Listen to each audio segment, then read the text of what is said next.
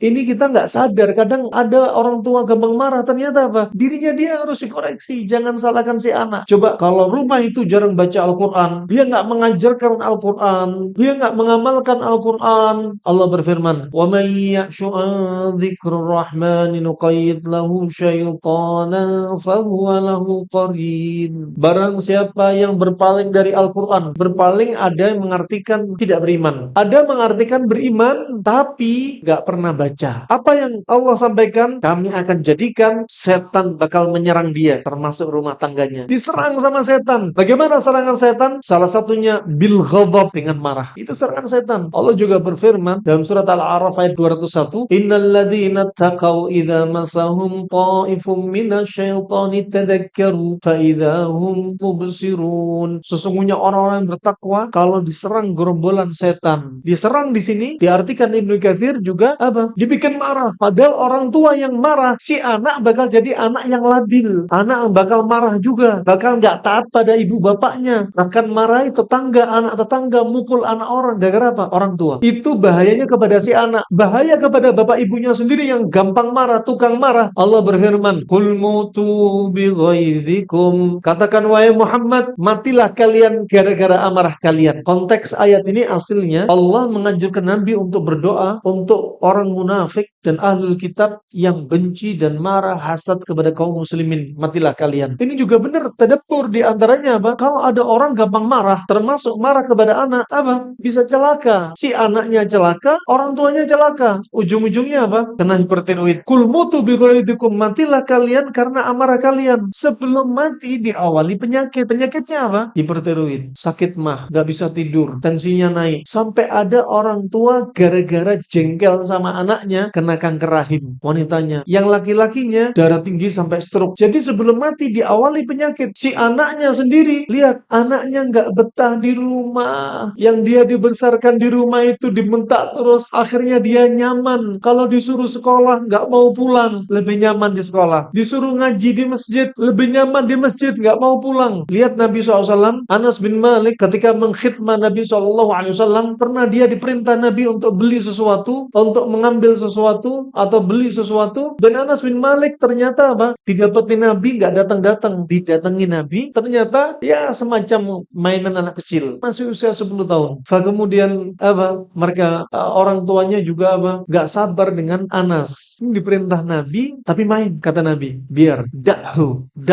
biarkan dia. Coba bayangin, Anda lihat, Anda mungkin nyuruh anak Anda beli sesuatu, nggak balik-balik. Mungkin dimarahin, dibentak, dipukul, kasih uang jajan. Tapi Rasulullah biarin, namanya anak kecil. Biarin dia main-main. Anas bin Malik mengkhidmah dari usia 10 tahun sampai usia berapa? Dari usia 10 tahun sampai 20 tahun. 10 tahun mengkhidmah Nabi SAW. Anda bayangin, subhanallah, sampai apa? Anak-anak kecil melihat akhlaknya Nabi, senang sama Nabi. Oleh karena itu, berapa banyak anak-anak para sahabat senang duduk bersama Nabi. Itu efeknya. Bikin rumah Anda nyaman. Rumah Anda jangan jadikan rumah apa? Baiti jahannami. Anak nggak mau balik. Jadikan rumah Anda apa? Baiti jannati bagi anak-anak, bagi istri Anda. Dia nyaman datang ke rumah. Abinya datang dipeluk abinya. Abinya datang penuh dengan senyuman. Bukan abinya datang sudah siap dengan rotan. Abinya datang siap dengan bentakan dan wajahnya yang memerah, matanya memerah, vena yang di lehernya keluar setiap saat. Takut si anak. Nasallahu ya.